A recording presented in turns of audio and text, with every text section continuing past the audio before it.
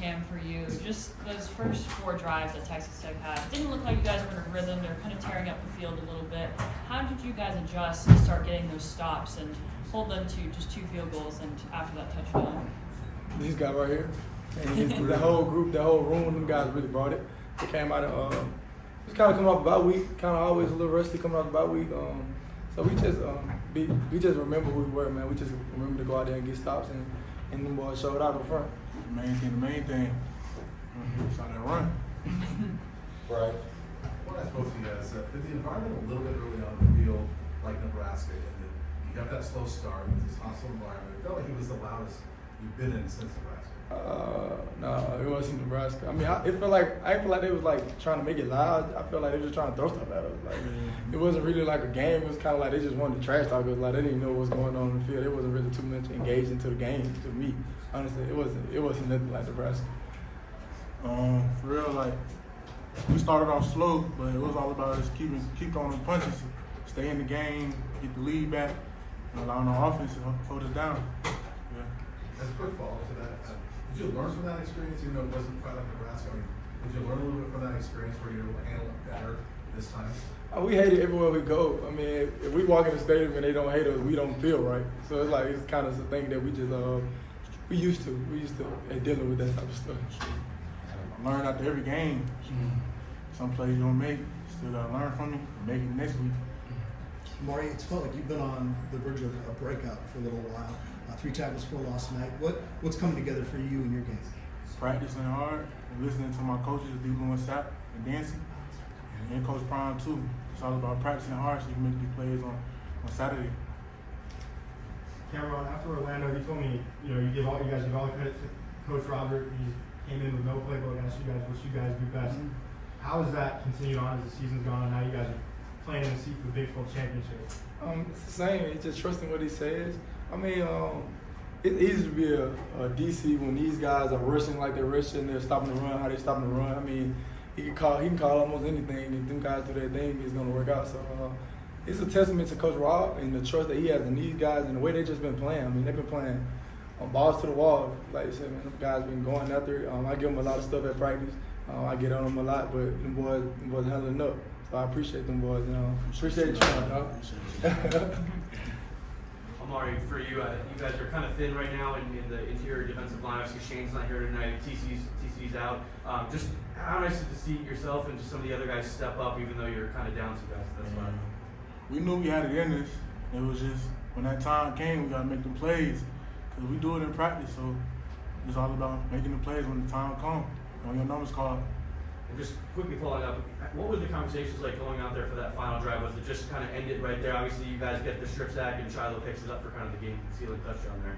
So just be relentless and get off the ball and make a play and get the ball back.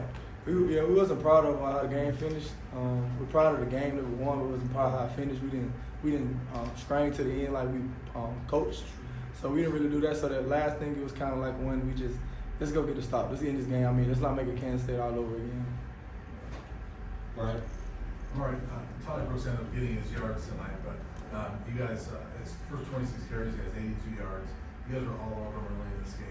Can you talk about the game plan with him and how determined you guys to try to make sure he didn't get those yards? The main plan was not let him get that rushing record. You know, he got it tonight, so he still came out the dub, but that was the main plan, not let him get that rushing record. But it's all about stopping the run first so we can turn our heads back and get loose on third down. Adam. Cam, just the fact that you're getting down to the end of your college career, do you stop and smell the roses? Is this something that you take a little bit more time to kind of appreciate this final month with the Buffs? Me as just a person, I'm kind of a day-by-day person. I mean, I don't know what I'm about to eat when I leave here. I'm trying to worry about that first. So I'm kind of a day-by-day person. I haven't really sat back and thought about too much about it. I'm just trying to win games, man. We got a postseason to practice for. I mean, ever since I came to college, I done took it day by day, and I done did everything I can do. So at the end of this, I don't have no regrets. I know I put all on the line every Saturday since I've been here. So I don't really think about it too much because I know it's bound to happen. It's time. I mean, you can't stay here forever. So you know what I'm saying. I'm just whatever God got planned for me, that's what I'm ready for when I get there. for both of you, guys, I want to kind of hear your individual takes. You've made a lot of strides and you found some different ways to win this year. How much growth have you seen in this unit from the start of this season to where you guys are at now? Does it feel like it's a different team, or does it feel like everybody's just on the same page? It's kind of like when we went through fall camp, we kind of seen this already. To be real, we already seen the type of team that we had.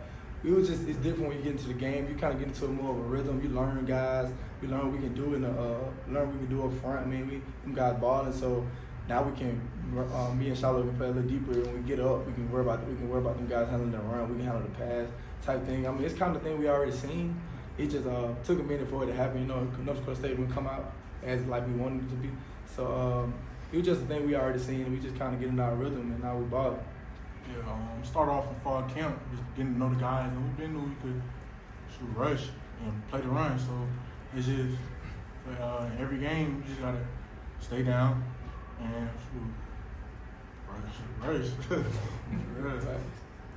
Mark, I want to ask you specifically about Keaton Wade, a guy who was out for much of the first half of the season, but these last 3 games that he's been able to get in the lineup, he's really kind of made a mark. I mean, how cool is it for you to kind of see him emerge and become such a key guy right away? Man, it started off with him. I saw him get hurt, and just seeing him every day in rehab, trying to get back right.